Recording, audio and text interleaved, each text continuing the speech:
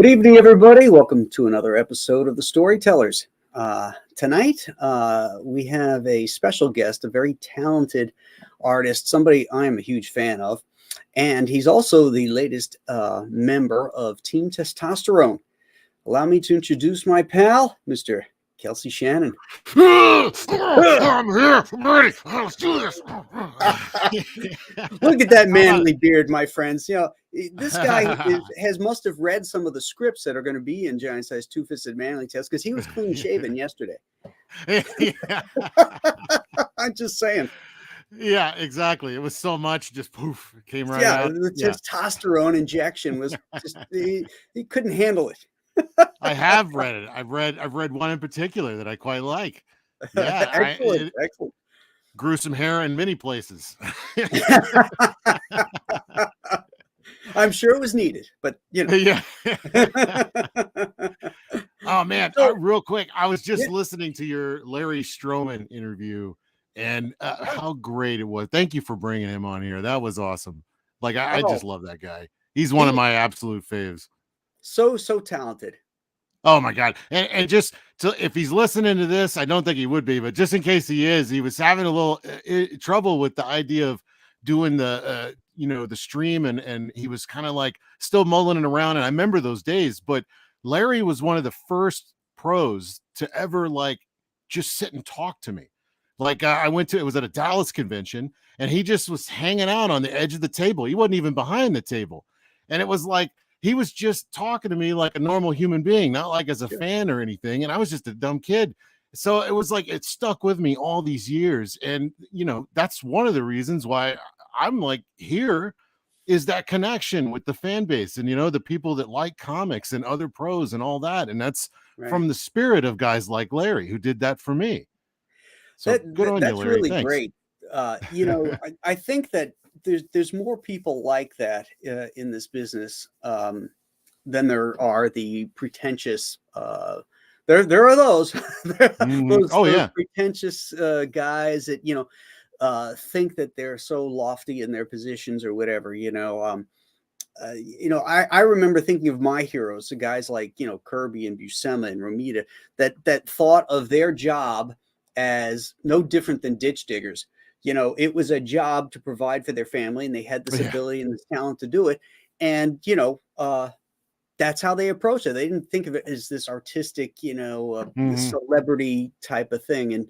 And I those are the kind of guys I gravitate to because I just cannot stand any egos and pretension. See, I guess because of my generation, like those guys always scared the crap out of me. You kind of scared the crap out of me a little bit, but I've heard you now for a little while, and like you're pretty laid back.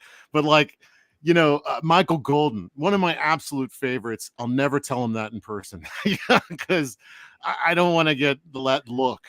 So like some of those guys you got to be careful with, because I come from that when Image was booming, and it was like this. It was all about like the stardom of it, that you had your superstar guys, and it was not hard to fall into that kind of hero worship stuff, and I just still look at myself as a fan. I'm a fan of the work. I'm a fan. So I'll gush real easy on people's stuff. But sometimes you got to be careful. Those old school guys are just like, yeah, it's okay. Oh yeah, if you listen to Buscema, I think I was just reading something Sergio Cariello had posted about John Buscema, where he had got to meet him when he was working up at Marvel as like a Romita's Raider or something like that, and he told John, Big John, how he felt about his work, and John Buscema's response was something like, "I'm just copying Kirby," it's just completely, Mignola does that stuff. It's like, come on, dude. You you're good. You're like awesome, right? No, I'm okay. I can't draw feet or whatever. Like I shadow everything out because I can't draw. Shut up, man. You're awesome. You know it.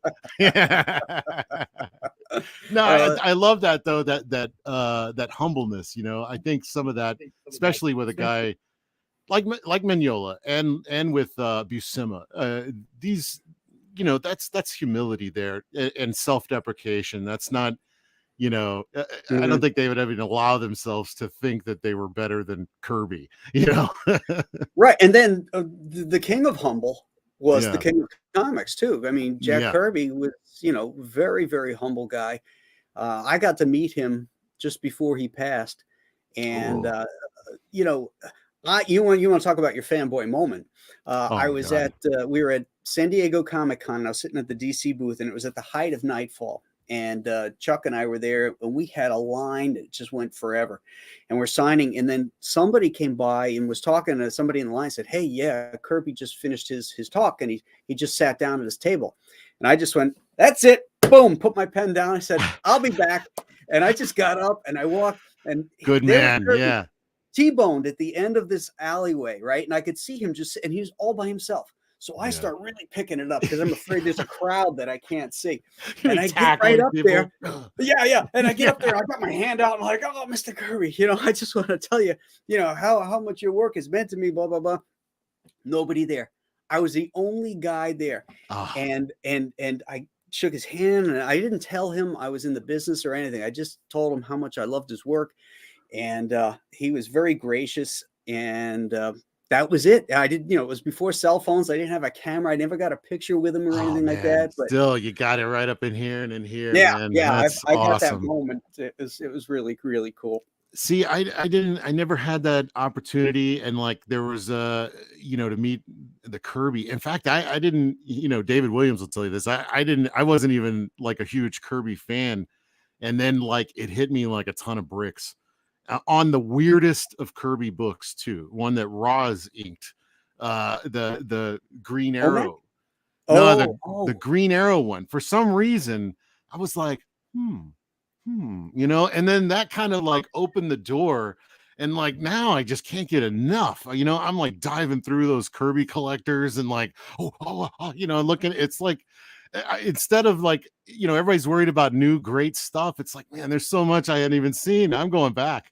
yeah, yeah, yeah. Yeah. Learn from the masters. Hey, Yeah. that I brings up mean, a question, yeah. that I always like to ask everybody is what was it that got you into comics? So what was that?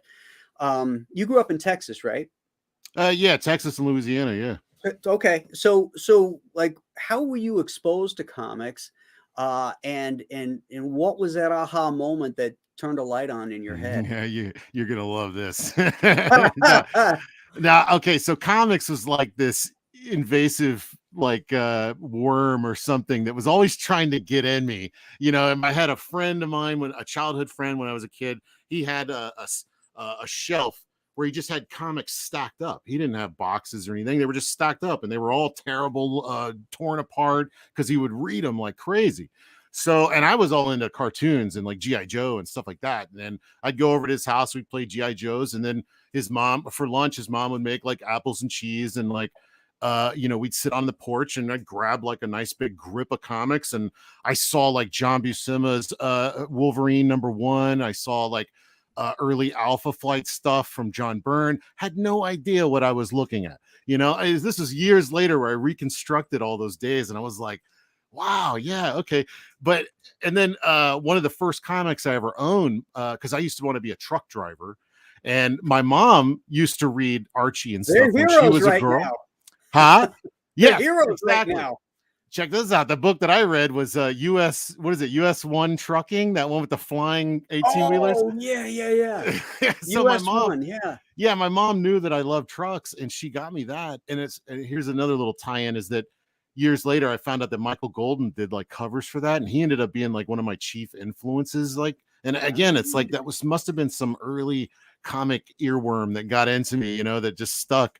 But then I kind of got out of it, got into other things. Movies were huge in the like 90s, or in the like 89 to 90. I was like interested in what's going on.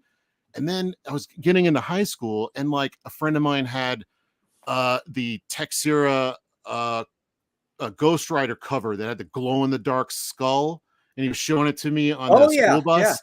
And I was Mhm. like, the flaky stuff was coming. I was just like, oh, this is crazy, weird.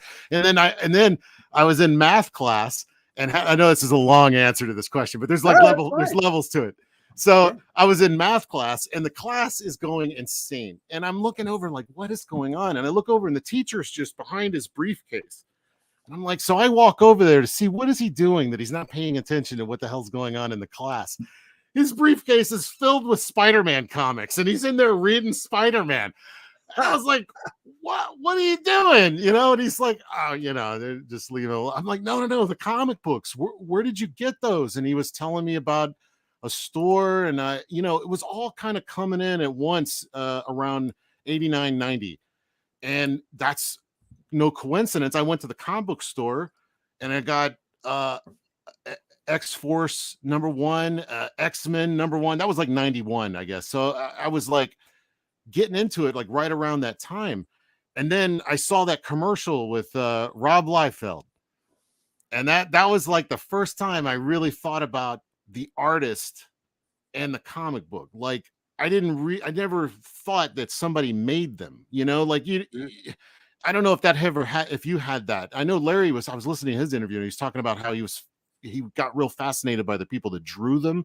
And Mm-hmm. like, that was like me. I didn't realize that I didn't see the human side of it. So when I saw that commercial with Rob Liefeld, it clicked. I was like, oh, there's like people behind this. And then I kind of got obsessed. And that was right at the time. And that like those guys were all doing, you had Silvestri doing Wolverine. You were on Detective, right? At that time, Mm-hmm. like 89, 90, 91, that time period. And I guess in the 90s, I don't remember Yeah, mine exactly. was in 92, 93. Yeah. That's when Okay. So yeah. I was so deep into like all of it. I couldn't get enough. Once the doors opened up and I realized that there's a whole universe of comics out there. And you know, looking back on it, I saw like I saw like my friend had comics and all these things, but it was really that, you know, that 90, when we hit 90 and like there was that transition and that formation of Image and the hype was so huge and it just exploded. Wizard magazine, I Right. have to admit, I am one of those that came out of that and I stuck around. You know, because like I was like desperate to get in. And Yeah. then you know the whole story. It's like it was like a downhill kind of thing ever since then. So I was like, You but you know, climbed the mountain to get in, then you realize yeah, that shit. yeah. But no, you know, it got into me, that little comic worm. It got into me, so Yeah. it was here to stay. But that was it. That was like the beginning of it. Was, you know, I had been exposed to comics, but it never really stuck until that heyday, you know, of that Right. generation, the 89, 90, 91. And then it was on, you know. I was buying literally everything, you know. Hey, Hey, thank you, Camel Camel Moon. Moon, for that $2 super chat. Nolan has the best Batman run in history. Hail. Well, I don't know about that, but I do appreciate the sentiment. No, you and Brayfogle are my Batman guys. And it took me a while to get into you because I was so into like Brayfogle, Uh-huh. and he had all those wacky, like, you know, the angled panel Right. borders and stuff like that. And then I started following Lee Weeks, and he came to Detective for like a few issues, and you did like the back part, I think. Yeah. And then it was like it was on after that. Like it clicked, and then I went back and like I was reading again, and yeah, it was good times. So Oh, that's Lee cool. Weeks brought me to you. But you guys, when I think of Batman, I think of Brayfogle and you, and I still ape your tails on your Batman cape. You know how you Oh, have the little wavy tails? If you yeah, look at yeah. any of my Batmans, I do the same thing. I Oh, do that's that. funny. I got to That's look from at you. that now. Yeah, I kind of thought of them as like almost like pennants, like how they snap. Yeah. Yeah, that's the way I was thinking of them. I love it. Yeah, it just gave it some life, and you were, to me, it kind of also had.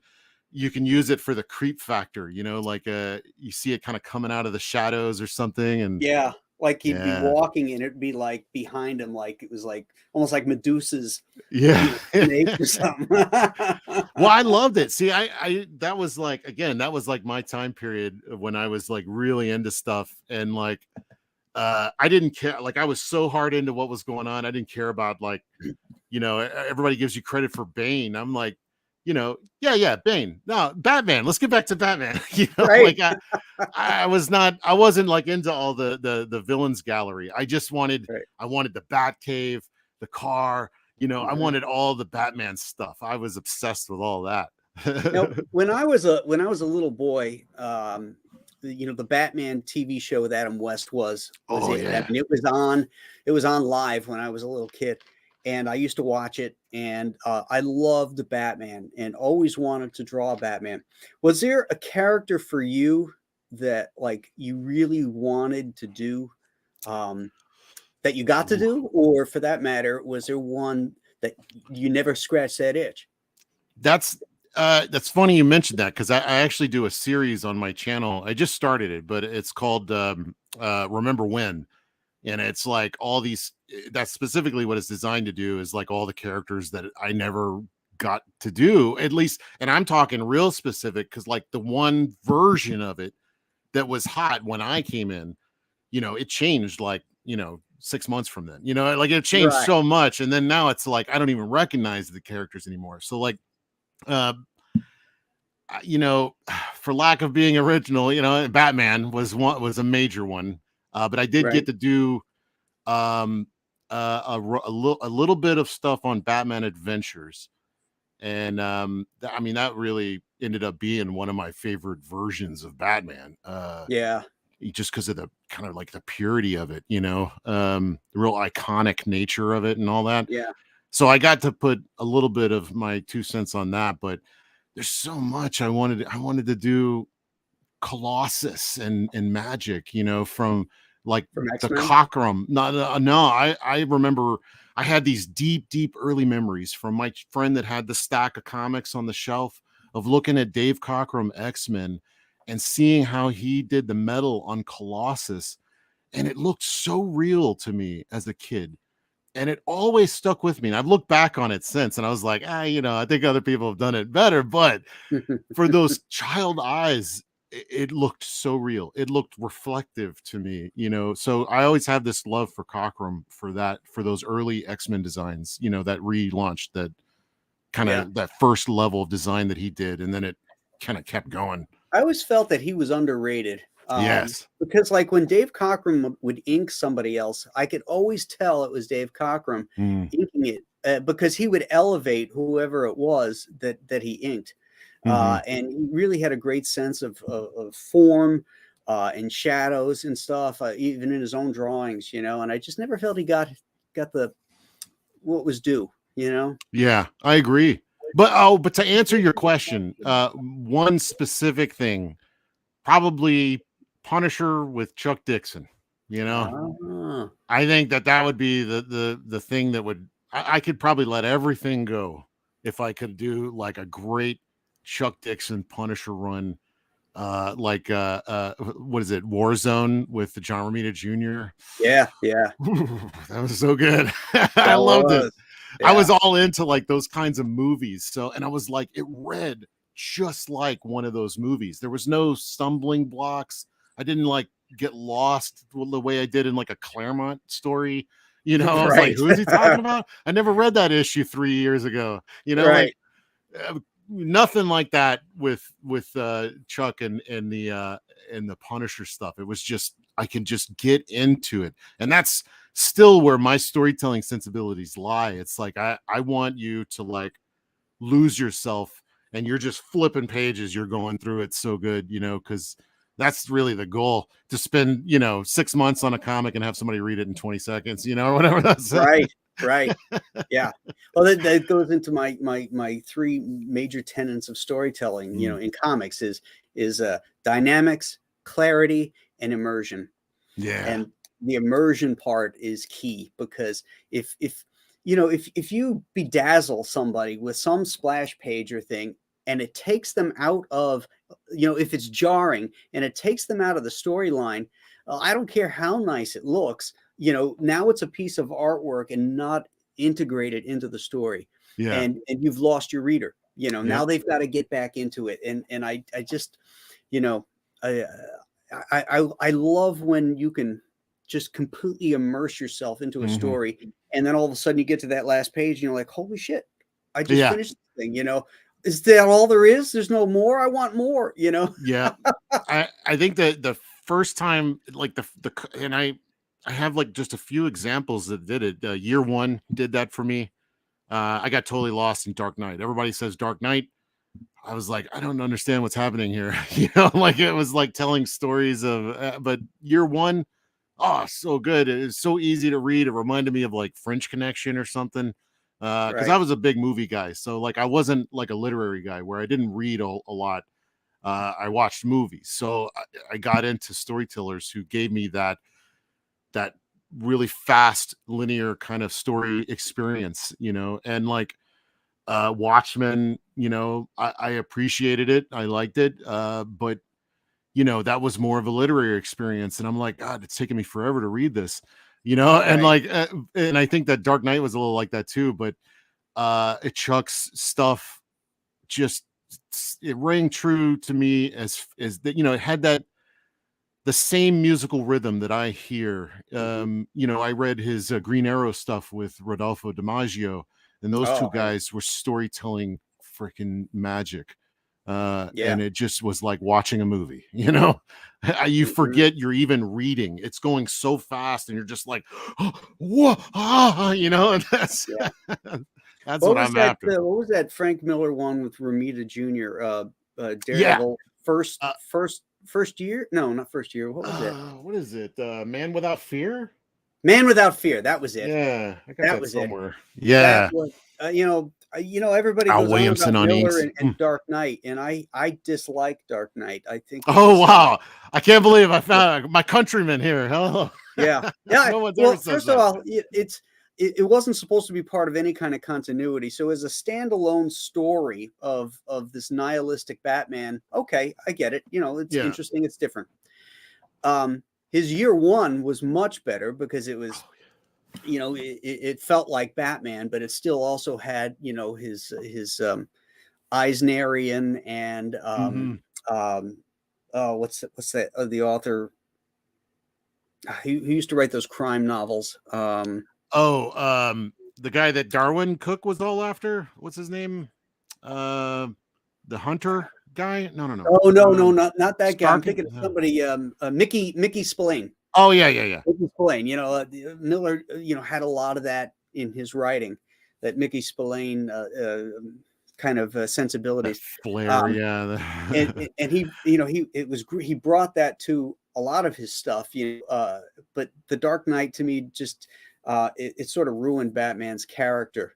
And we've Yeah. never recovered from it because it took away the heroic ideal of what Batman is.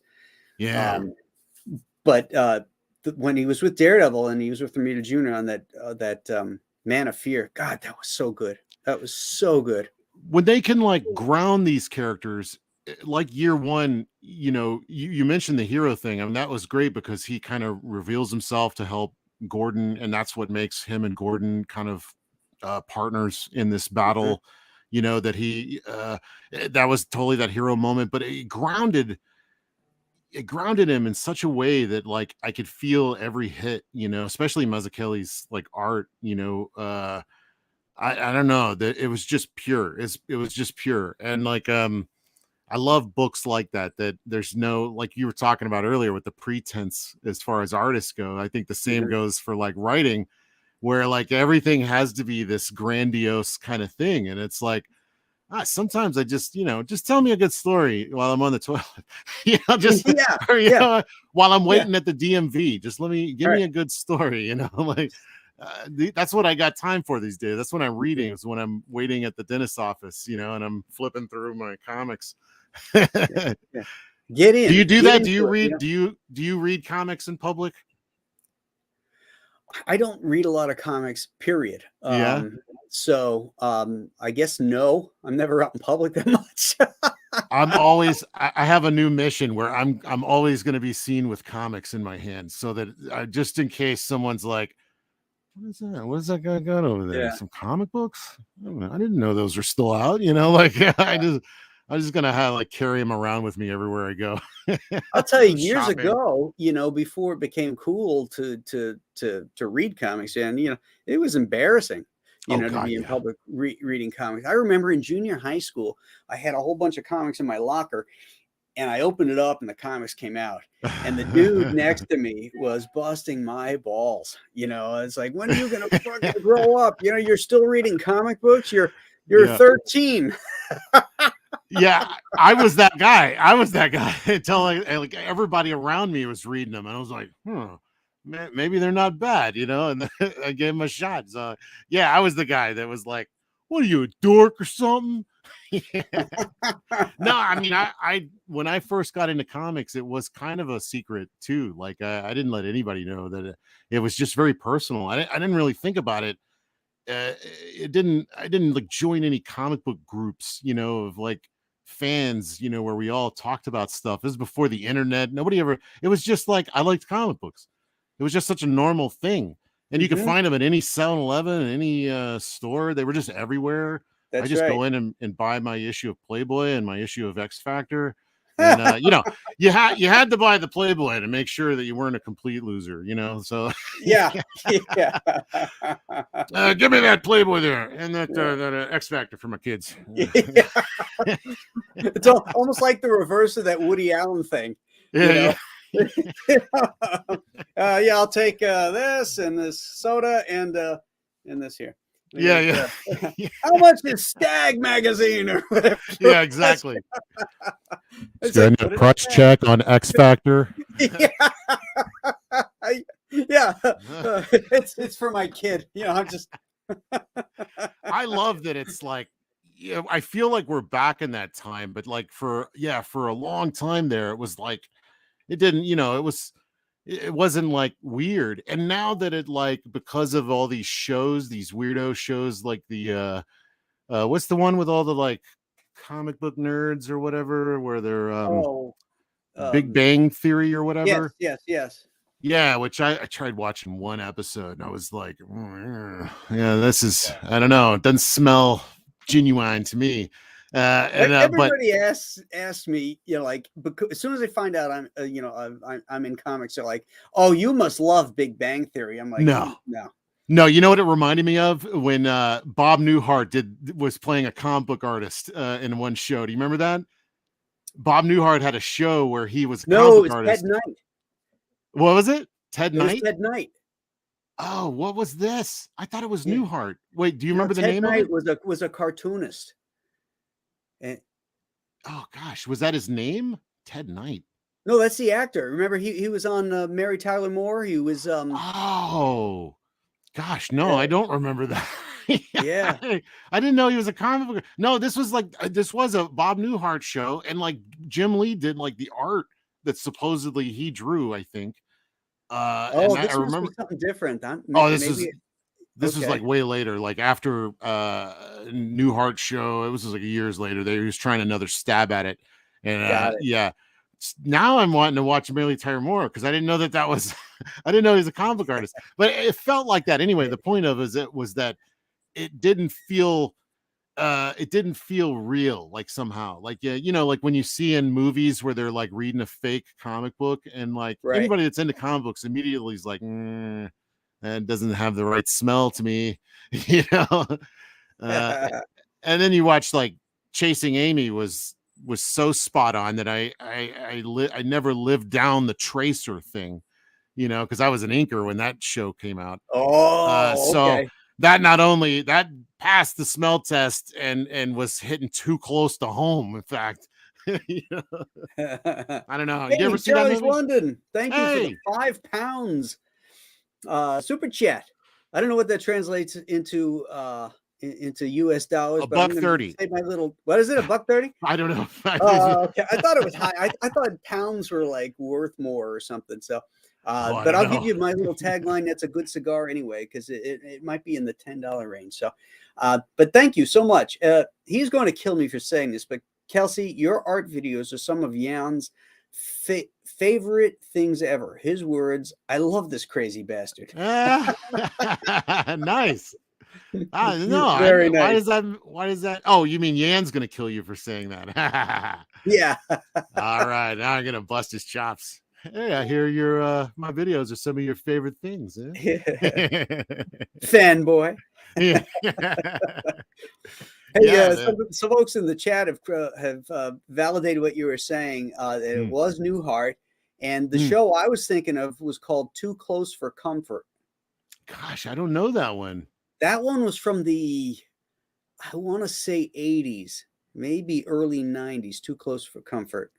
It's interesting that they're always trying to slip in comic book artists into like the normie culture, like I had no idea that they were trying that then, and then they tried it again, and then they finally landed it with I get that they weren't comic book artists though, they were nerds, the Big Bang Theory, but they're always Right. trying to slip that nerd culture in there somewhere.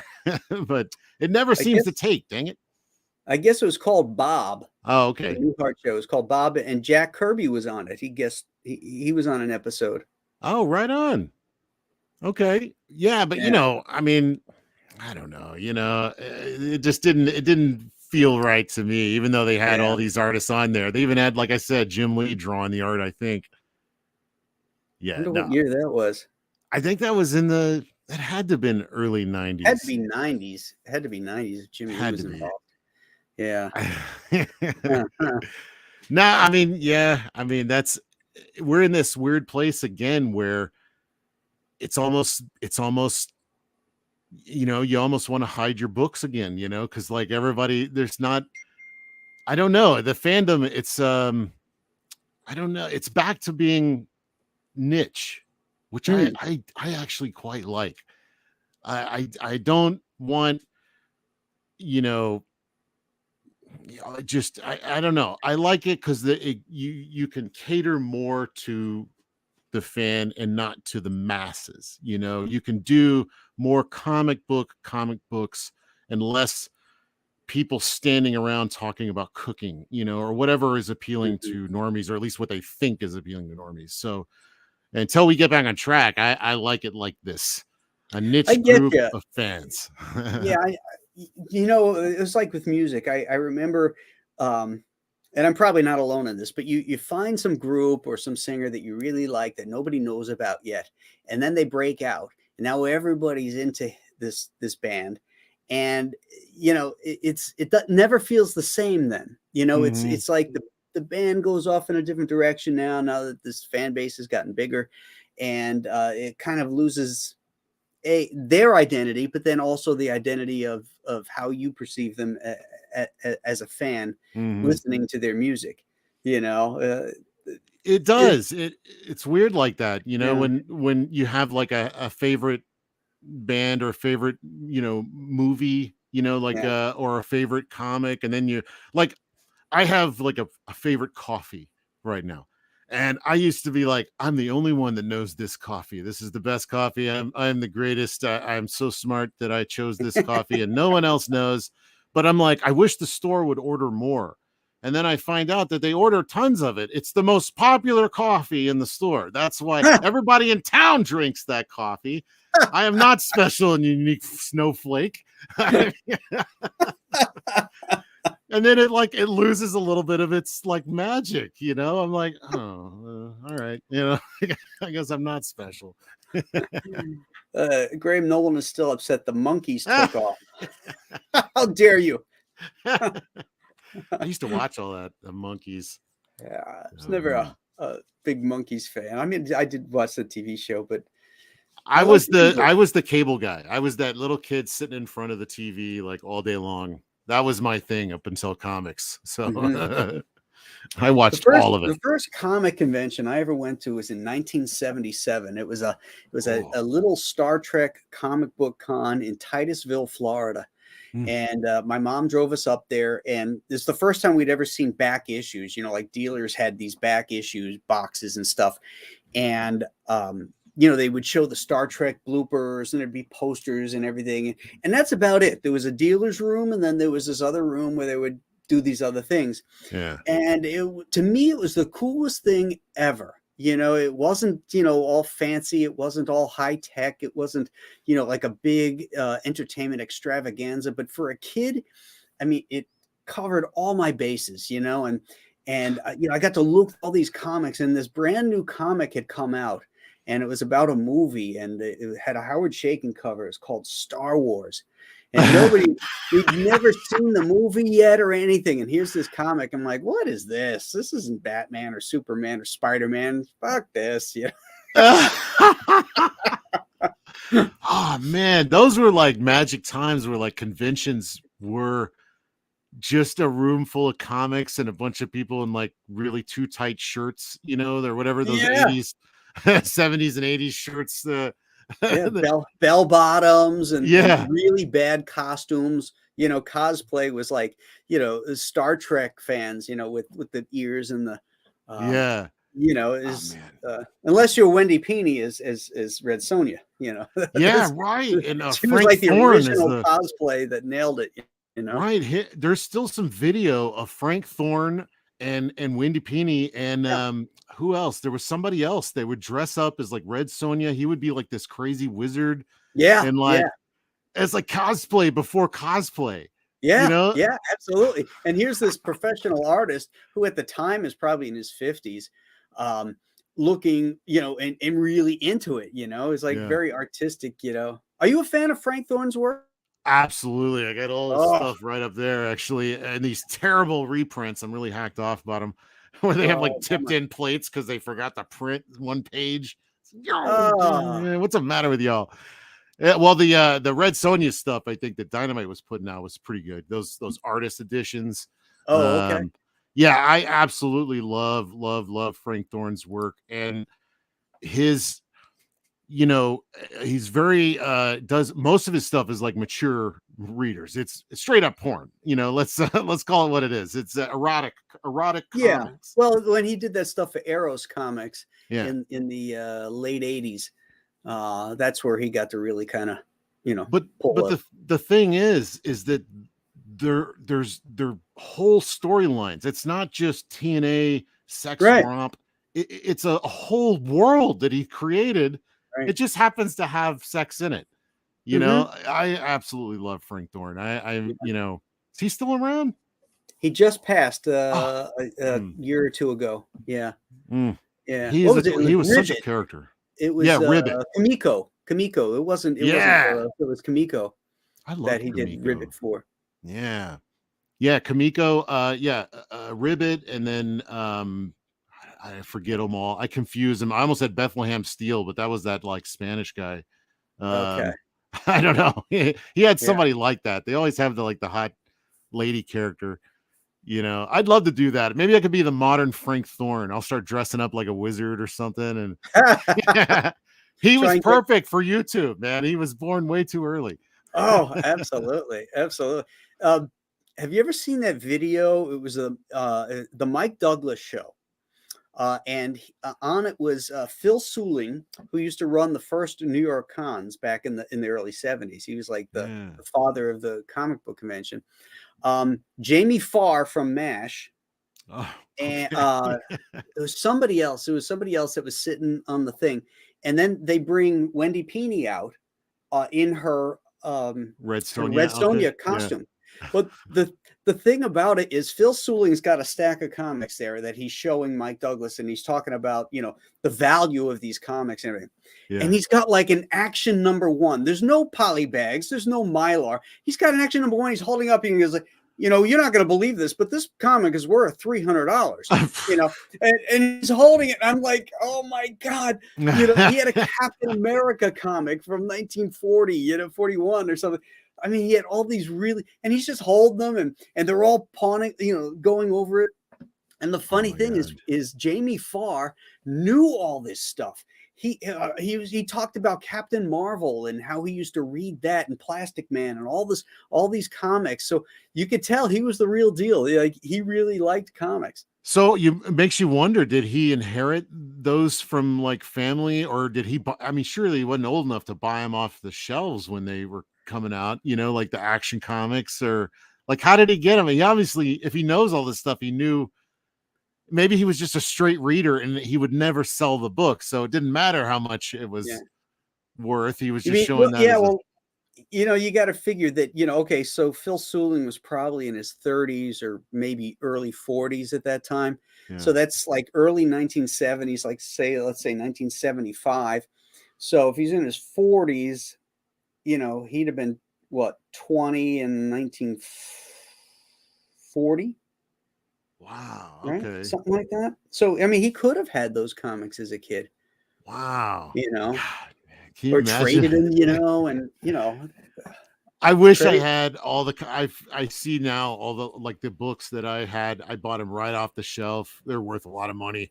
Not that I would sell them, but I don't even have them anymore. And I see how they just kind of like they drift out of your life. I'll give them to somebody to check out, or but now I've been trying to buy them back because I see like there's like a run on back issues again, and it's like, oh man, this stuff's gonna be outpriced at some point, but I Yeah. don't know. I'm a straight up like fanboy, so to me, like the money, I'll just buy reprints, or whatever. Yeah.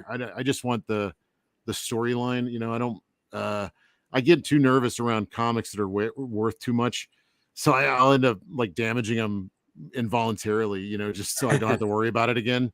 Yeah. Like, but I'll read. Like I got I have every Michael Golden comic he's ever worked on, and every one of them, the covers are falling off because I look at them so much. So, Right. I don't know how much they're worth or whatever, but I'm a reader. I'm a roll them up, put them in your back pocket, and go to your friend's house kind of guy. So, Well, that's what's beautiful about today is that with all the reprints and mm, in book form, is that you got all that stuff in one spot, so you're not having to go pick a comic out of a bin and mm, look at it like if you're looking for reference or anything like that, or even just to read it.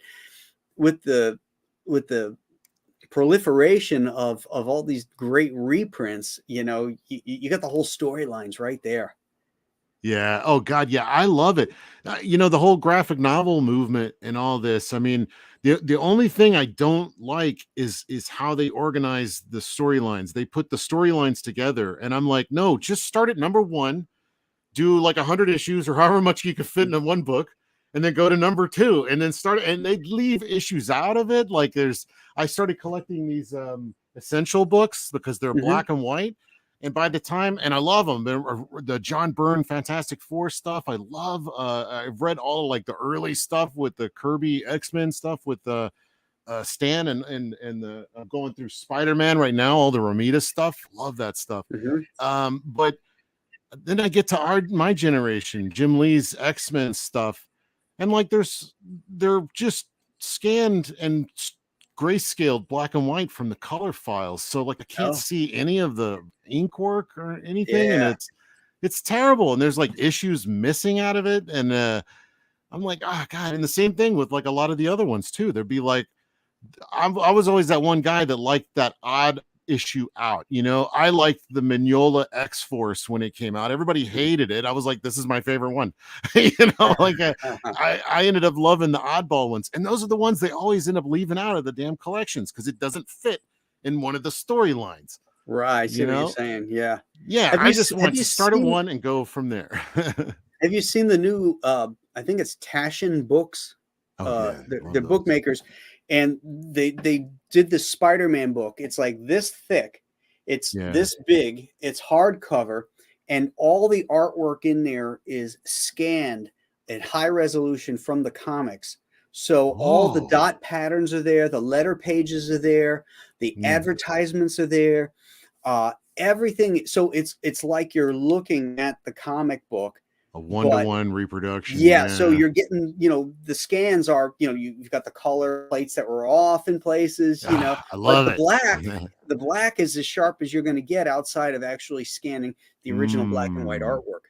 Does that change the effect of it? Like the black being so dark, does that alter the feel of the color or anything like that? Or the No, the only thing that makes it a little off is the size oh, because okay. it's so much larger than the original comic book in Yeah. its scale. So obviously the dot patterns are now a little bit wider, you Yeah. know. So, But but if you want to read it and feel like you're reading the comic book, it's cool. It's like Amazing Fantasy 15, Spider-Man 1 through I forget, like 15, maybe something like 18, and a Spider-Man annual #1.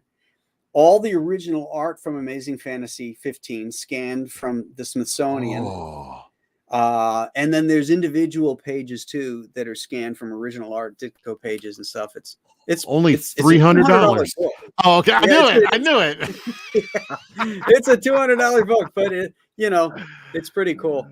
Hilarious. Yeah. I mean, I was listening to Larry and you talk right before this, and he was talking about him and Kevin Grievous talking about that smell of the comics, man. And I got long boxes filled with all of them. And the older they get that feel, that old newsprint and the Hmm. smell of it. And, all these books, I love the smell of them. And I don't know, man, even though they can reprint it all day long on this new paper, it's never going to be that. There's something about newsprint.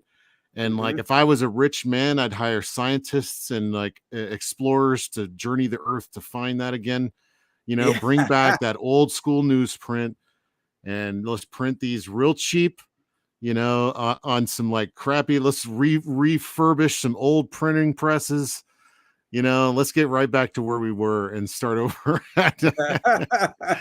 Or at least have a boutique line, where it's like, oh, here's some like, you know, old old school, comic Mhm. smelling comics. I don't know. That's old Your comics. sense of smell is one of the most visceral senses that you have, and Yeah. it can call back memories faster than just about anything Mhm. else.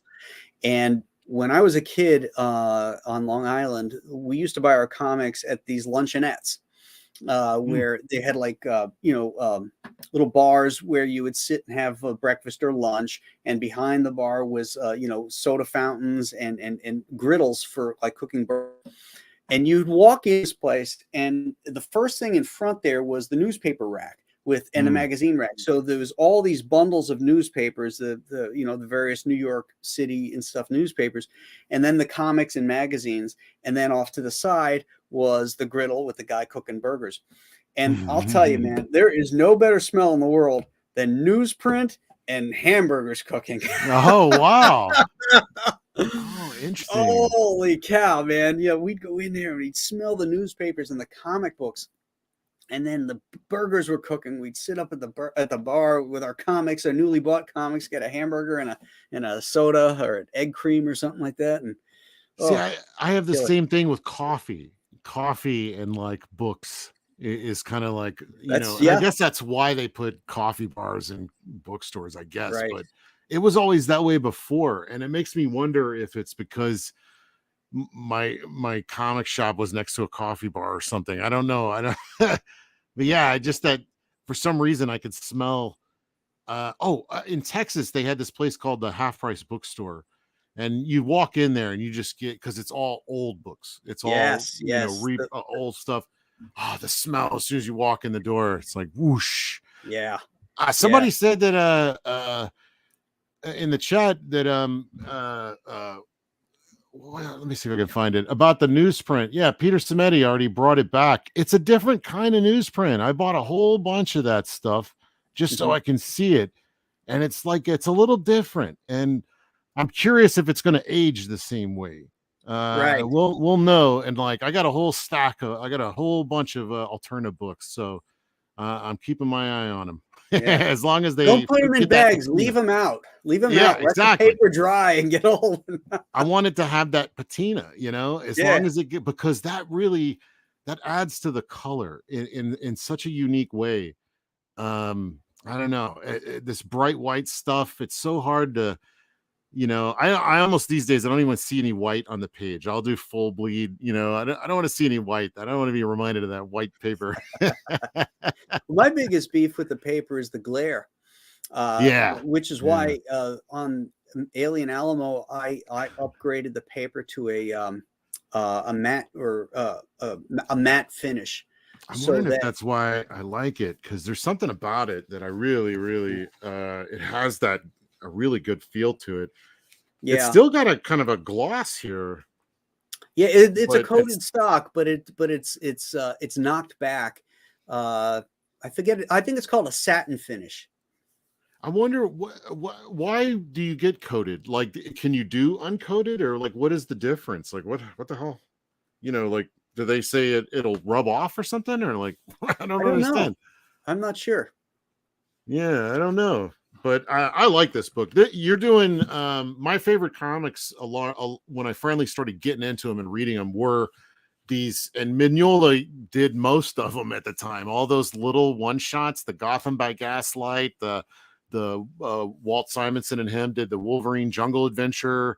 Oh, It okay. was all the same format, and that just became kind of like, for me, the best reading experience, because like Mhm. it seemed like it wasn't too long. What is this? This is probably 48, 64 pages. What am I? 64. 64. Yeah. See, that's a good one. I love it. I was telling him before the show. I love he's doing like little comic movies. Uh-oh, I'm messing up my camera. Hold on. Yeah, he's doing these like comic book movies, which I love because it's, you get to get in, you get the characters, you get the situation, you throw them into peril, and then there's a resolution, and boom, you're out. It's a nice one-off, storyline. I love that Right. stuff. Yeah, Uh-oh. I don't like having to string people along forever on storylines. That's part of I think what's happened with comics is that everything's this major event. You got to buy a million different comics to follow it along. And I like the short story. I like the single story, the self-contained story. And so I'm trying to do self-contained stories with a thread of connection, that they're all connected in the same universe, and characters will start appearing down the road Oh, from the other books.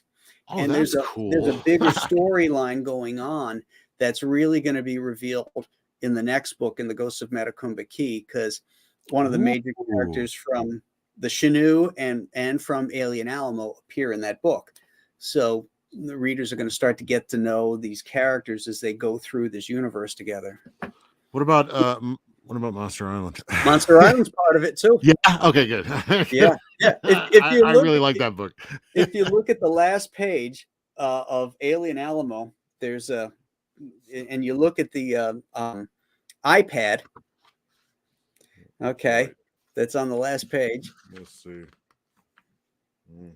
Oh, Okay, in the left hand corner, NASA. What's it say? NASA. NASA debunks story of floating islands. Yes, Oh, that's great. and look at the one underneath it. Dr. Richards and friends return safely after test launch. That's great.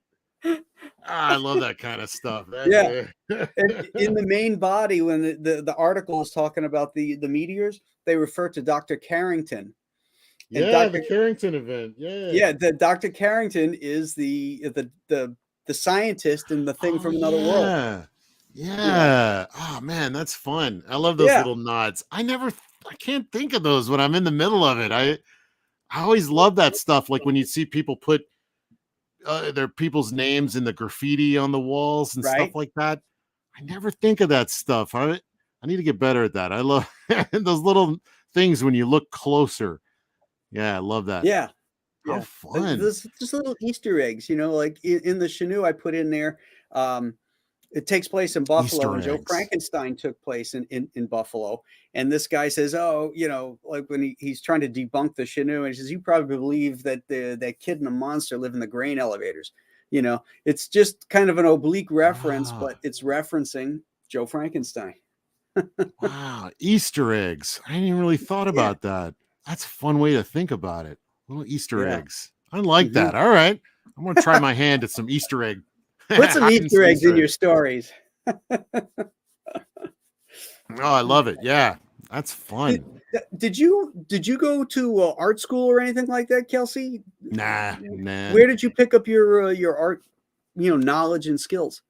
Um, just soaking up everything I can get my hands on. Right, I mean, I used to draw trucks and cars and things like that, stuff that I was interested in when I was a kid. I'd try to draw Transformers or whatever from the cartoon, and yeah, that was kind of like the connection. I think that's why that connection was so strong when I saw Liefeld drew these comics, and he was like doing his thing for that Buttonfly Gene commercial, and I know I was like, I draw, like maybe I can do, and forgot honestly, about it that. didn't really hit me that I could do it for a career until like the end of high school. And I think Image was in full swing. And I thought, I was like, I don't know, maybe I can give this a swing. When you're starting to think about your future, and I'm like, I like comic books, I like to draw, and I'm drawing comic books, but yeah, and then you start really applying yourself in a whole different direction, less about just kind of like drawing fun stuff you like, and more about actively learning. So, Right. and I heard that, I read How to Draw Comics the Marvel Way with Buscema, and he had the list of tools there, and a series Winsor Newton Series 7 brush. I didn't know any better, so I just picked up the brush and started learning how to use it. And that's turns out that not many people can do it that well. So when people found out I can ink with a brush, I started as an inker. I got a lot of jobs as an inker. So and then you start learning inking other people. I start learning penciling tricks because I seeing how the pencilers doing things. And then I'm working at a studio that they start in computer coloring, and then I'm looking over their shoulder like, what are you doing there? What was that little button? And they're like, get out of here, and I'm like, no, what was that thing you're doing there? Yeah, I've got 10 pages to do today, like, so I just pick up things, and then I start coloring other artists, and I'm like, I learned so much from coloring Yeah. David Williams. It's I think if you really should try to collaborate where you're not the top dog all the time. Don't try to be like the penciler all the time. Take your hand at like just inking people for a while, and brush up on your chops on that. You'll learn so much. Absolutely. Yeah. I mean, one of the lessons that they used to do at the Kubert School was that they'd give you at the time there were photostats of Yeah. original artwork, and then you'd put vellum over it, and you'd have to, and they were inked originals, and then you have to ink over it and imitate the ink line of the person that originally did it, and try and master it. And then, in effect, I think what you're doing is deconstructing the work, which is the best way to learn. And your school is really right here. It's a stack of comics. All you got to do is go through it and think and deconstruct what's been put down. Oh yeah, and that's how you learn. I became obsessed with Mark Farmer for a while because he'd have all these lines, and then he would have these cuts through it. And then I'd see other artists doing that. Scott Williams had all these techniques, and then I'd look at some like Olivier Vatine, like a French guy, and he'd have the same thing. He'd have all these lines, and then he would have other lines going across it. And then you see Dale Keown, the way he did the hair, and you're like, how are they doing this? And then I would start, and I would meticulously draw in the outline and all the overlapping of all the stuff, and then somebody goes, oh, that's whiteout, or that's what correctional fluid or whatever. Yeah. And it's like, or razor blades. Yeah, how do they do those raindrops that they're always doing in those old comics? It's razor blades just right across the ink. It's crazy. I still don't have the guts to do that. All the original comic strip artists used to do that with the razor blades. Yeah. Then I got obsessed with real quick. I got obsessed with Mark Schultz, because that guy is an inking freaking master, and he uses special paper so that he can actually erase the ink. Like he has and he uses real watered down ink too, and then he has a mechanical eraser that he digs it in and takes the ink out. Interesting. Freaking crazy.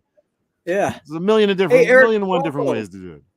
What's up? Thank you for the $5 super chat, Graham. I got Alien Alamo today with the ash can, grab bag, and the 3030 keychain. It's an actual round. Haha, so cool. Yes, it's an actual fired 3030 round. So thank you, Eric, for the super chat, and also for your support. It's much appreciated. I love ash cans. That's funny that he mentioned the ash can. I love that's becoming kind of a thing again.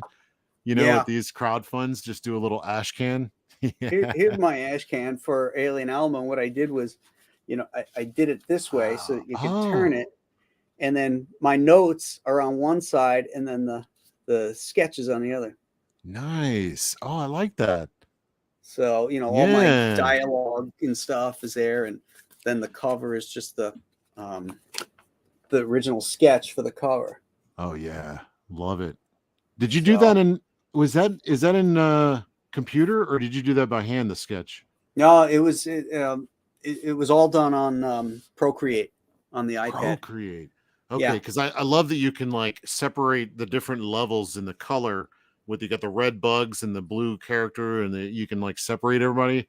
Yeah, you could Love that. do, each one was on a different layer, so that I could move the figures around, and I color coded them so that it's easier to see, so they're not overlapping, when I How have did like complicated scenes, I'll do like different colors for each layer.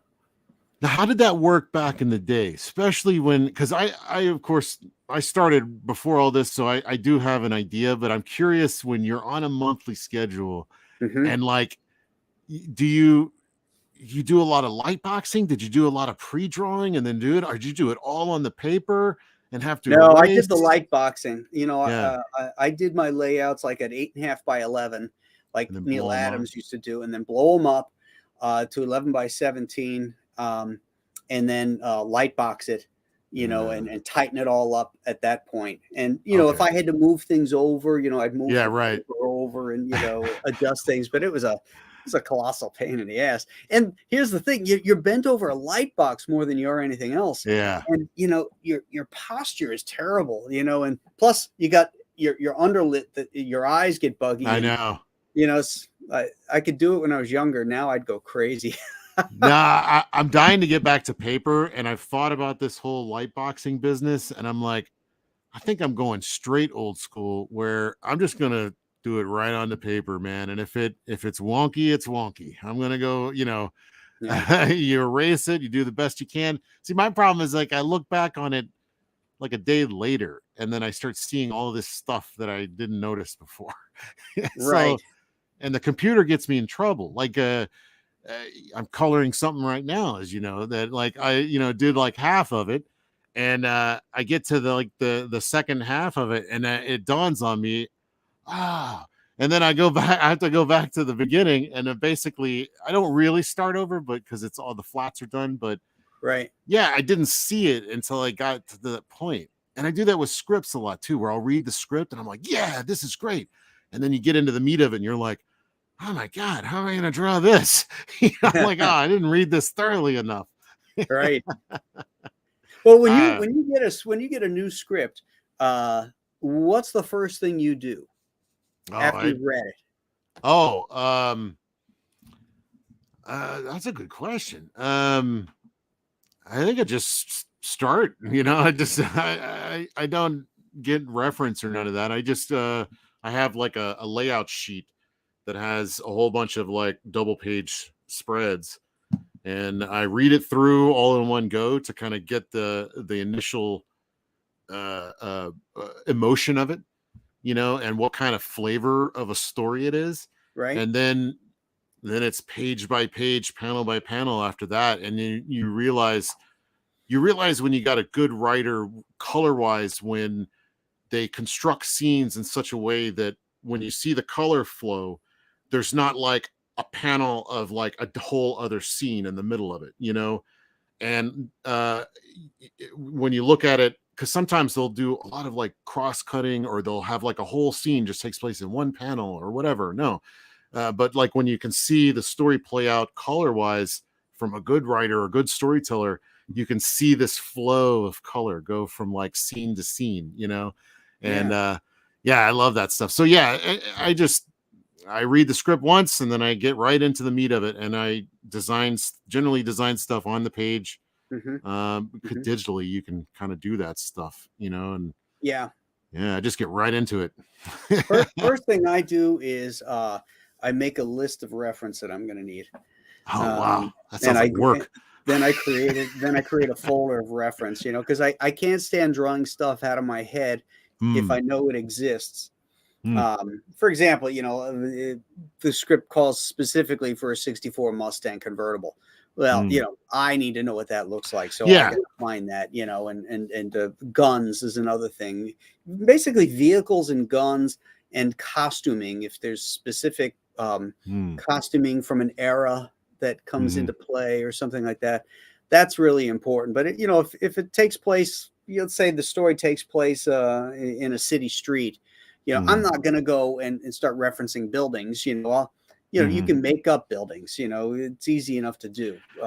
But do you find yourself like the reason why I don't do that is because like I'll get too obsessive, especially with locations. Like I actually I'm doing this thing right now that's set in like a very small part of New York, going from Hell's Kitchen through Times Square. So it's a path that actually exists. So I Right. had Google Maps open. I'm able to like scroll. I'm able to kind of but it doesn't exactly fit with the story. So I'm like, okay, well, what I'm going to do is I'm going to give it the flavor of it, so that you can tell anybody that's been there can kind of tell, but it's not obsessively detail or obsessively over the details of it. Like this is where the Subway sandwich shop is right here, or whatever. Right. Right. Right. But I Yeah. know that if I can get that obsessive, so it's a thing that I try to watch myself I about. couldn't agree more, because Yeah. sometimes if it's something I'm really unfamiliar with, I'll get paralyzed Yeah. by the reference or lack of. Really, Right. it's I'm paralyzed by the lack of reference. If I Mm-hmm. can't find something and I have to draw it and I know it exists, I'll avoid that page forever if I have to. It's like it takes me for my mind just kind of like I can't get out of it. We're all the I lose same. all Yeah. flow. I have become like I've had a whole career of getting into projects that are way over my head before I'm ready for them. Mm. Like Stealth Freeze, I was part of Gaijin for a little bit, but Oh, it was more of I look at it now as more like an internship. Like it was a way that I could learn, and so I wasn't even in their league. So I look back on my experience there a little differently than I probably would have then. But I learned so much, and like stealth, I forgot what the hell we were talking about. the What were we talking about just now? uh, I forgot. being paralyzed by reference or lack Yeah. of. Yeah, I forget where I was going with that. Yeah, oh yeah, oh yeah. And I had like a lot of gigs where Stealth Freeze used to tell me, okay, now I remember that he said you should work out all your kinks ahead of time and then go for the big jobs. And I was like, I'm ready. Let's do this, and then I'd get on something, and of course, just one pose, one shape of the hand, one gesture, and I'd get locked in on it and just not be able to progress. And Right. nowadays I'm like if there's something that like I get stuck on, I immediately jump to the next page and I like, keep going and like just don't stop, and then come back to that later. And is that what you do? Do you do that as well? Yeah, Yeah, just yeah. don't I mean, stop. that's called years of professionalism and learning your craft. Because Yeah. there was a time that would paralyze me and I'd be stuck there until I solved it. But this is like a train. You got to keep it moving. You got, I don't care, if they're running out of coal. You move on. You got to get that train going. So Yeah. you skip that whole page or that panel and you just come back to it. And maybe something down later on in the story will trigger it, and give you an idea, how to approach it. But yeah, Exactly. Yeah, I do this with poses all the time where, because we're working in a 2D world and you'll draw something a certain way. And then, I'll be watching a movie or something and I see them just moving around. And you almost see them do like the pose and you realize that, oh, I have this shoulder going like way up over here when really it should be down here. It's like, and you don't see it right at first, and then you're like something's not right with this, but just let it go. And then you see it later and it just clicks and you're able to like easily do it. I don't know, just taking a moment away, taking a walk, coming back to it. right. Yeah. Clear the head. Clear the head. Yeah, Mm-hmm. I Circle remember. back, Bullet Ninja says. Right, exactly right. I remember one.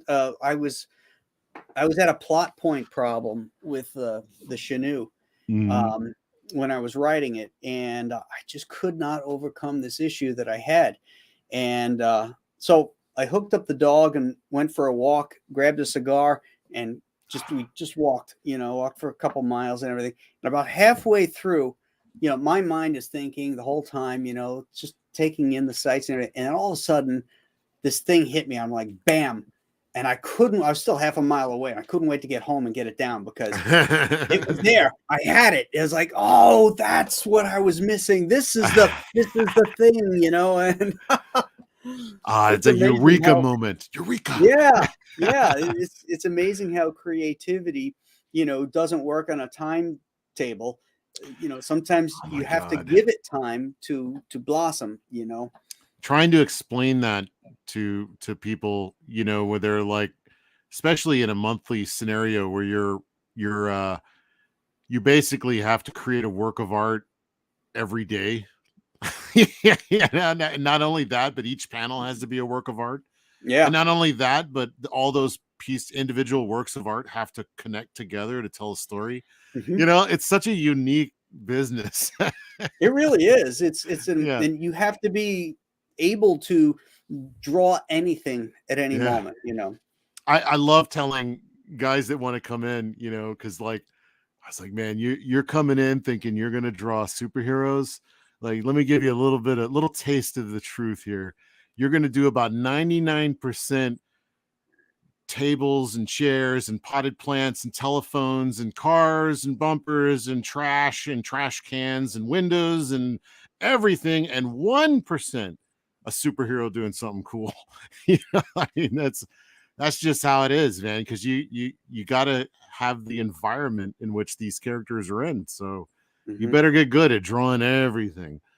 But I love that. I actually, it's almost like a what do you call it, meditation for me now, you know, like when I'm just drawing environments, you know, I'm drawing plants and trees. I go out and look at the trees outside and try to come back and recreate some of the designs you see. And yeah, I get lost in the details and just meditate on it. You know, used to be, it just, you know, it would, oh, I hate this. Oh, if I have to draw a plant again. Ink stage, it's fun to do that, but the penciling stage, I hate that. You know, if I'm penciling for somebody else and I've got to put every little leaf in, I'm like, oh, you know, it's not meditative because I want to get on to the next panel, the next page. You know? But when you're inking, it's a whole different thing. The thought processes are gone pretty much. You're not thinking of the story and the layouts. All that stuff is there.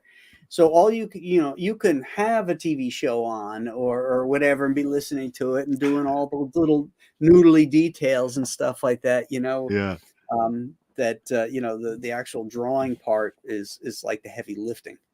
Yeah, I got to where I don't like. I'll detail out faces and certain like expressions are really important to me. So, but I try not to do it too much because I notice that when I ink that.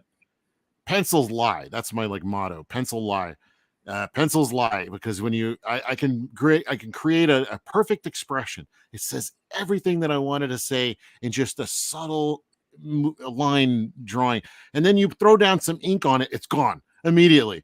You're like, wow, oh, where's that expression? I lost it. Where's the nuance? Where's the nuance? So yeah, and then so now I try not to obsess over the pencil, like, because it's gonna be an ink what it is. So I do try to, again, with digital, it's so much easier to just kind of draw something in, erase it, and then I actually like sculpt, you know, like where, oh, the line's too thick, you just shave some off, you know, or whatever. I kind of sculpt it now. But I'm dying to work. I have a few inkers out there that want to work on my stuff, but it's been so long since I've actually penciled anything for an inker. Right. I'm like, okay, I'm like, I'll give you all the information, but it ain't going to be pretty. You know, I need a You're finisher. gonna have to pitch in here. Yeah, I mean, I'll give you where the feathering goes, but I ain't spending all that time doing all that feathering that you're just going to do with a brush in one stroke. Right. You know, I'll tell you where it goes. You best of luck, pal. You know, like I want a finisher, man. Yeah. Look at John Buscema's stuff, you know. I love that. You look at his layouts or you know that finishers would come on. They're loose as hell, but everything is there. All the construction is there. You know, the only thing missing is the shadows, the lighting sources, you know, and noodly details. You know, I love that. And the fact that like he has several different finishers that I like, you know, like I like different finishers for different reasons. And, you know, and sometimes they got the wrong finisher for the wrong story or they just weren't gelling. But like a lot of times, you know, Tom Palmer, I think, worked on him a little on Avengers. A He had lot. like his brother inked him a few times. I Hmm. prefer him inking himself, but Hmm. I even like Sienkiewicz Hmm. on his certain Wolverine stuff because it gave it this like gritty urban quality that I wasn't used to with his stuff, but it worked for the Wolverine stuff. Right. So it could change the artist dramatically, and that's exciting. I actually would love to get back to that. We need the more money in comics again to pull that back in, do some cool collaborations. I don't want to lose that art form, you Yeah. know. I think inkers, any inkers left out there need a pencil. Any pencilers need to learn how to ink, and then we can play with each other. But you ink mine, I'll ink yours, I'll color yours. I love to collaborate. So Yeah. yeah, I mean, It is but fun. I mean, I do prefer to, do my own stuff. I yeah, remember Joe Kubert telling me early on, insist on inking your own work. hmm, It creates a more um, individual piece of artwork. yeah. It just, there's a story that Joe did. I think it was Korak, and Joe penciled it, and Russ Heath inked it. And Russ Oh Heath wow. did all his beautiful Russ Heath, lush inks over Joe Kubert's Suddenly it drawings. wasn't Kubert anymore. Yeah, I mean, you could tell it was Kubrick because of the layouts, Yeah. that are so strong. But the surface detail was so pretty, and and Hmm. and it was a gorgeous thing. But it was no longer a Joe Kubert piece. And when you look at a Joe uh, Korak or Tarzan Yeah. piece that he's inked himself, That's my where like favorite. he puts Love that detail stuff. here, and then there's just this little hint of what leaves may look like or Oh, something in the full. that He just Tarzan stuff is so awesome. Oh, it's amazing, but it's pure Kubert, Yeah. I know exactly what you're talking about. It's like when you see Rudy Nebris inking Buscema on some of that Wolverine stuff, and it's Oh like, yeah. God, I love these guys. I was obsessed with Rudy Nebris when I was an inker. It's like, how do you get, because it's your job to be an inker, so you want to like, I'm gonna ink the crap out of this thing, man. So you look at guys like Rudy Nebris, but now I look at it and I'm like, oh, these are like Rembrandt paintings or something. It's like too much for comics, Mhm, mhm. like I just like that rough, fast Buscema. My favorite Joe Kubert when I was doing Jungle Comics, written by Chuck Dixon, by the way. Oh, Jungle Comics, like about 4 years ago. I picked up Kubert's Tarzan, and I'd always liked Kubert, but it didn't really dig into me until I started digging into that Tarzan stuff, and suddenly it was like he was so ahead of his time. He was doing these like wide panels with the little panels underneath. I didn't know anybody did that before, like who Stuart Eminem or something. I don't know who was doing that stuff. I don't know. No, Kubert was way ahead of the game. yeah. I Uh, love Kubert, man. Love he him. did a double page splash of Tarzan in the foreground in a tree as this prop plane was crashing in the jungle behind him. Mhm. And oh my God, the sense of depth in that. With just Um, some squiggles, right? For like just these heavy brush lines and stuff. Let me see if I can find that Kubert Tarzan. yeah, Right. you look at it and it's just, was he a brush guy? Was he all brush? He Kind of had a every pen tool. that he would outline things with. Hmm. But yeah, He had here it is. he had broken lines. He gave me courage. Honestly, looking at that Tarzan stuff gave me a level of courage, I think, that I didn't have before, to be looser, Yeah, that's and it hard to do. it is. But You it know, gives it so much more life to it. yeah. Hold on a second here. I'm gonna show you what I'm talking about.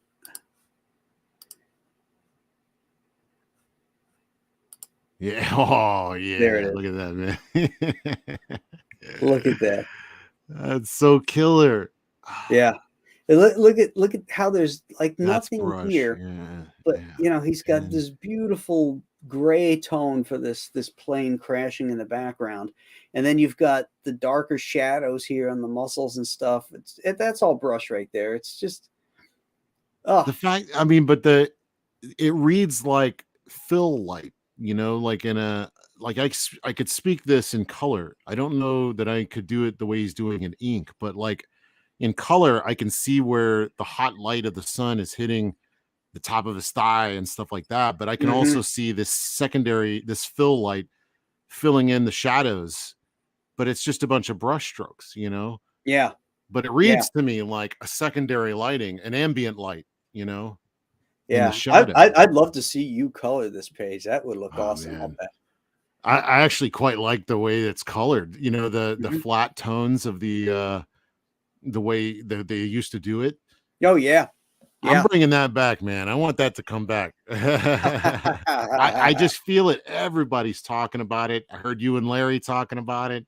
Uh-huh. There's so many of us that are that are like, even Mhm. the comic book fans. I read their comments a lot and see that there is this kind of like, we love all this flashy coloring. It's great, but Mhm. um maybe we've hit as far as we can go. It's almost, and we need to kind of maybe come back a little bit. It's almost like when digital computer effects in movies kind of hit that point where it's like, now I don't believe anything I'm looking at. Everything is computery, and it's like, so they start bringing back puppets and stuff like that, like the Baby Yoda thing, and Right. they're, I'm like, okay, this is good. We'll use computers for what really makes them sing, so it's like, okay, I want to go back to that level of clarity of that old school coloring, but with just a little bells and whistles, a little glow from a light here and there, Exactly. Exactly. Hey, Skip Edwards Art, thank you for the 4.99 super chat. Graham and Kelsey, are you guys familiar with Roger Ibanez or Jazz Maynard? Amazing Absolutely. modern cartoonists, great stream, guys. I'm not familiar with them, Oh but you my know god. them? Yes, Roger Ibanez does a book called Jazz Maynard, and he does all brush inking. I think I mean, he probably does Oh, whatever, but his color, I think he's coloring that one also himself, right? But when you see the color, it's like a whole scene will be kind of green, a whole scene will be orange, a whole scene will, but then oh, okay. but when you're looking at it, it doesn't read like that because he has heavy shadowing in his work. Hmm. So it just feels like ambient light, instead of just orange color. I don't, the way he does it Yeah. reads like that is the ambient tone of the room. Like they'll be in a Hmm. room with a fish tank and it'll all be kind of aqua color, Mm, and everything has that tone. And it just feels like it's all being lit by these fluorescent fish tank lights or something. interesting. Yeah, I'm and gonna his have to art look is that up. killer too. You'll love it. Yeah, Jazz Yeah, Maynard, you will love it. It's I'm awesome. writing it down. Jazz Maynard. All right. Yeah. Back to what you're talking about with color. Uh, and the beauty of the style of color that they used here, because of the limitations. Mhm. One of the great things that came about because of those limitations was the ability of these artists to separate forms and planes so Mhm. clearly that you knew, you had a great sense of depth, and you knew what to focus on. And the Mhm. problem with the open tools that we have today where you can do anything, you don't have to do everything, but everything is modeled. Mhm. The figure is shaped and modeled in the foreground with the same intensity as a background image, Yeah, yeah. so everything is just flattened. Mhm. You don't get that great sense of depth that guys like Kubert, Ross Mhm. Andrew, and Nick Carty used to be able to establish with their line work, and then of course the It flatter colors. They had the limitations, gave them I look at it now and go, "Man, that's brave. They just knocked out a whole crowd scene in a light blue." Mhm. Like they didn't, all you could see is one color blue and then little inked figures in there. But Mhm. that made it 100% more readable than anything you see today, where they render out every character and it just looks Right. like noise. No, then I was able to see, they had like levels of, and they were really good at combining that very limited palette. So good, in fact, I cannot seem to duplicate it. A lot of people are like, "Oh, just throw some flat colors on there." No, the really good ones, they got really nuanced in the colors that they paired with the others. So there was like usually like a green, a yellow green, a blue green, and you had those three colors, and then they would use that to create just a little bit of separation. But then they'll put that in next to a yellow or something like that. I don't Right. know the way they organize it. I'm always experimenting with that old palette, and I just cannot figure out some of the way they do it is amazing. I don't know. The way I like to approach color is theatrical color. Mm, When the way they light stages in plays and stuff, mhm. to emote a Yeah, scene, or to evoke or I should say, yeah, to evoke an emotion, or to set a mood. Those type of lighting effects I love in comics, and they used to yeah. do that a lot in the old Good to ones too. know. And they would do stuff like what they used to call knockouts. Like, Yeah, you'd have a figure who was really angry, and he'd be colored all in reds. Now, there's no red yeah. light in that room, but that that's enhancing the drawing with that Mhm. red color, that vibrancy, that anger. You know, I love It's that like, kind the of stuff. punch, and it just goes to that flat yellow or whatever, or the Yeah, flat, or like everything is colored, and then boom, the hit is white, or something like that, where it's right. just this sudden shift. That's that theatrical kind of quality you're talking about. Yeah, I love yeah. that. Or Love it. casting let's say you have a warm background, or something, and you've got a figure that might be also in the sun, throwing a purple light, a Yeah. rim light around him. That now that cool light is going to bounce against that warm light in the Yeah. background, and also play off the warmer light on him, and also just add this direction for your eyes to look at. That Mhm. purple will just pull you right in against that warm and that cool. Oh, man. Daniel, holy moly. Yeah, Daniel, thank you for that $10 super chat. That is a fine cigar. I'm sorry Yeah. I got here late. Sounds like I missed a great show. Well, you can always catch up and watch it in the rerun. Oh, yeah, Uh, we're and nerding be out big time here. Yeah. and be dazzled by our brilliance. Yeah. This is fun. I always love talking comics, so that's Yeah. you can get me talking for hours and hours on just, you know, because it's such an endless thing. I mean, there's so Hmm. many amazing talents, and this is why I love the spirit of why we're here now, Hmm. is to get back to that, that place, that connection with the fans of comic books, because we're fans Right. of comic books, and we're after the same thing. So I mean, this is why I feel like when I got into comics, there was this feeling of camaraderie and sharing, and we it was just good times. And then it just kind of disappeared. And then, then you start wondering why is all the money going downhill? And then you're like, well, who's talking to the fans of comics? Who's finding out if what they want, or who's, nobody. No, I'm like, Hmm. so when all this started, I was like, it was like it clicked, where I was like, I have been so focused on my peers, in this industry, because I was a fan, Hmm. coming in, and I was fanboying and palling around, and I wasn't doing it with the reader in mind. And so I was doing it for me and to impress my peers, and to Hmm. have fun in my job of making comics. But you're insulated by the giant companies and the industry and the machine that is running. You're insulated from the actual individual that reads comics. And this whole movement of Comicsgate and being here and being on YouTube Hmm. is a reconnection to, the reader, to the books and the material, and to let everybody know, hey, we're all fans of this. We're all here together. You cut me, I bleed ink. So Right. let's just enjoy our beloved hobby together, Hmm. and forge our path into the future, tell our great stories. Ah, it's Hmm. so good. I love it. I love It right is. now. It feels It's like an what it amazing used to be. time. Amazing Hmm. time. Kirby said that comics will break your heart, but that statement from Kirby is coming from somebody who was locked into working in corporate comics. Yeah. And those were fun days. Let me just say hi to Charlie. Hey. Thank you again for the £5 super chat. Charlie's London. Good night, gents. Amazing show, but it's 1:30 a.m. here. I got to hit the hay. Oof. Kelsey, did your book turn up yet? Night, night, guys. Night, night, chat. Oh, my Charlie's London. Oh, I need to Yeah, go did check you the get your mail. book?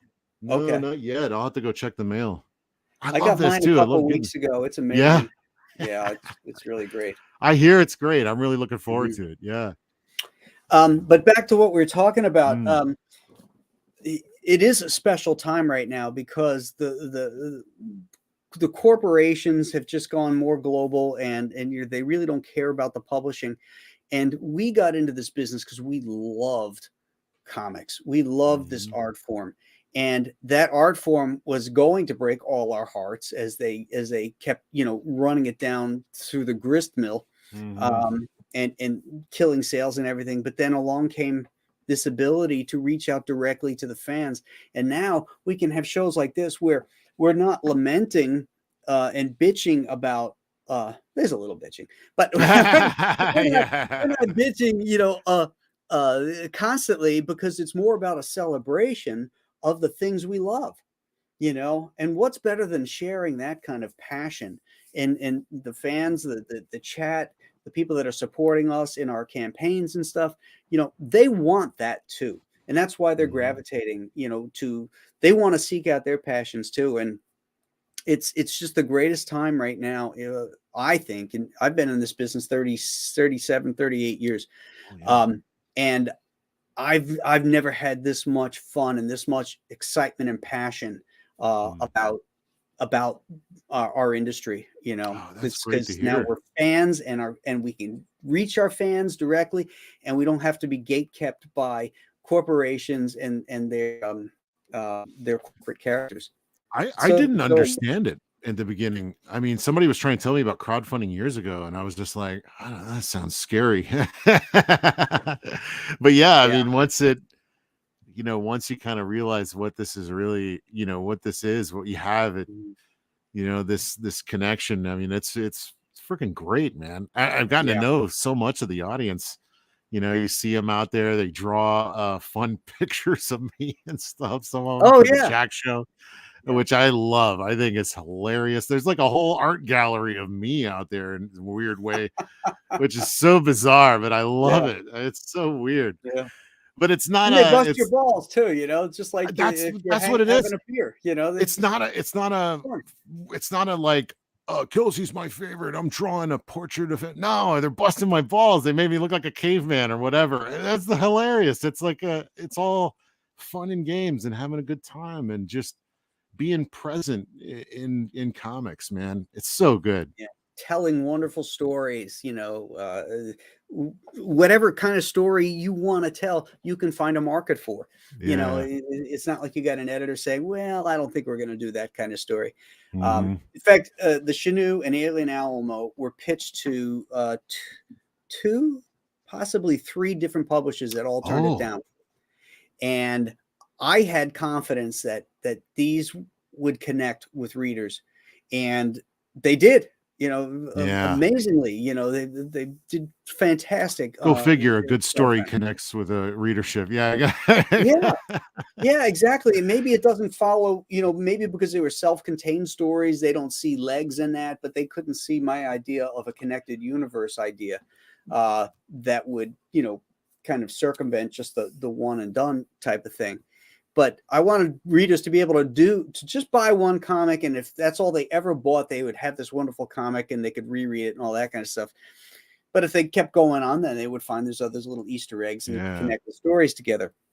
And the publishers couldn't see that, and they couldn't see the value in it, and they passed on it. And I thank God that they did pass, because Yeah. now I own the IP, and Yeah.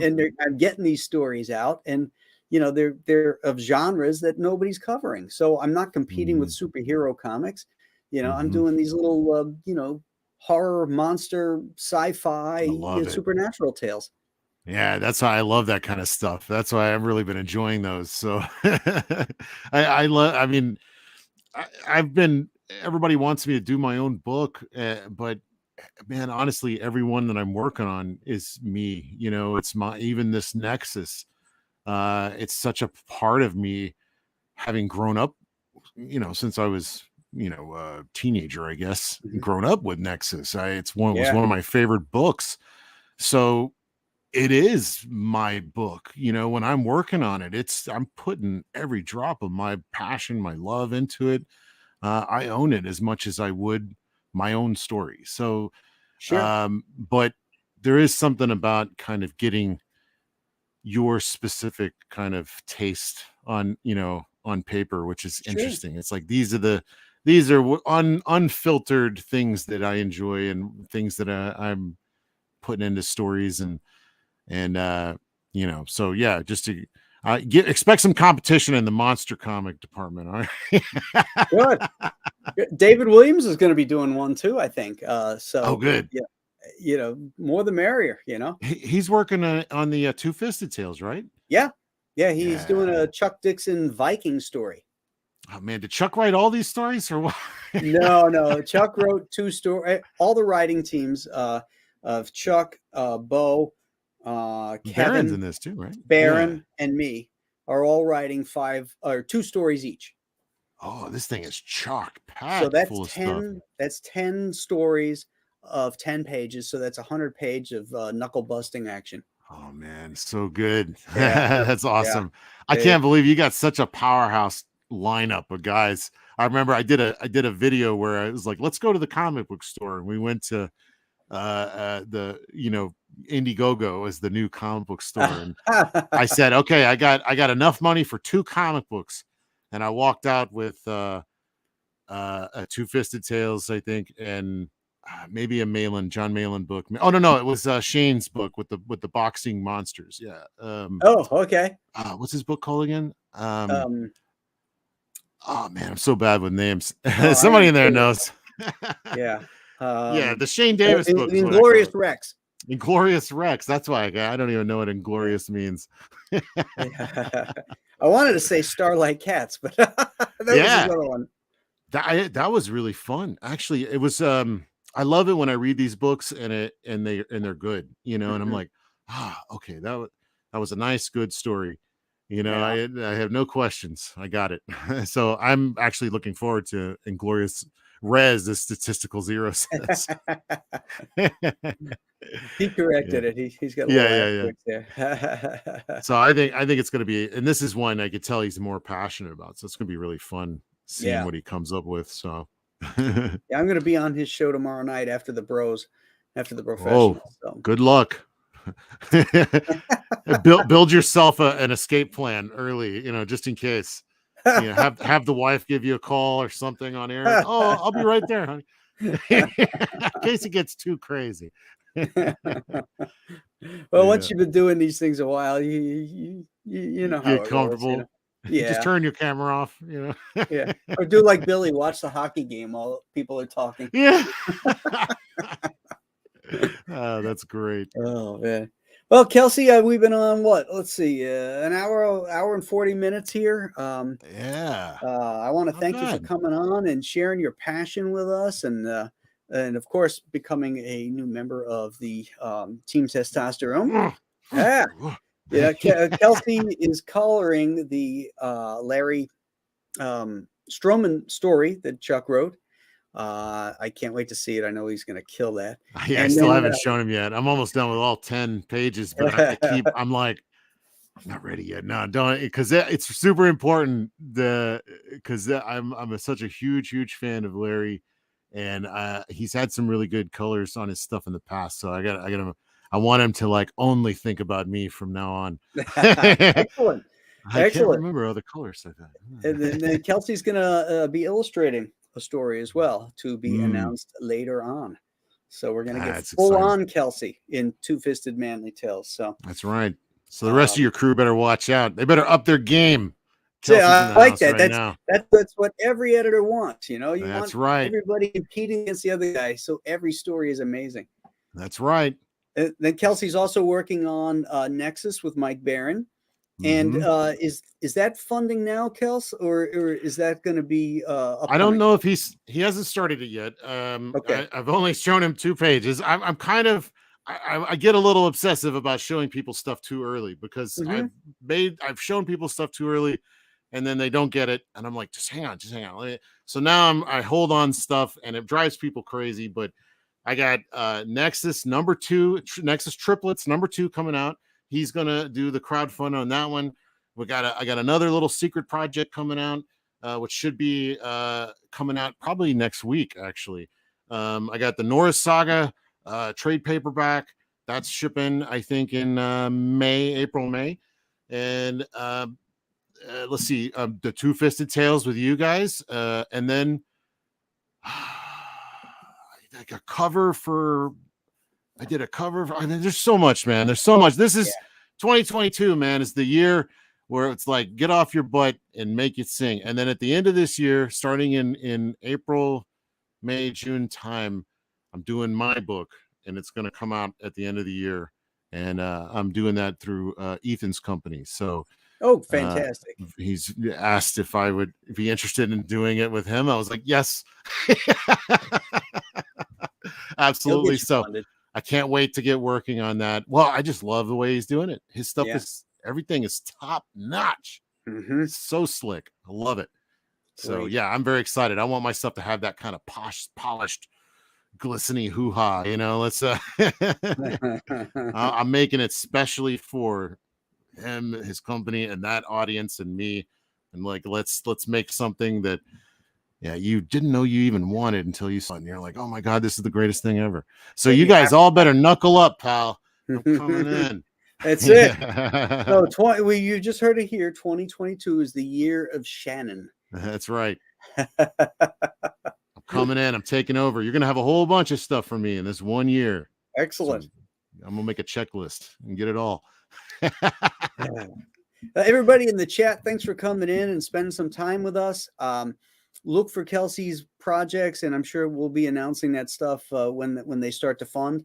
And if there's any sign-up lists ahead of time, we'll get you that information as well. If you haven't subscribed to the channel, please do so. Hit that like button. It helps the algorithms, and helps monetize. Thanks to everybody for the super chats. We'll see you tomorrow on the Professionals, which is on Aaron's channel, and then at 9 o'clock, I'll be on Shane's show. So until then, my friends, you have a great night. Bye now.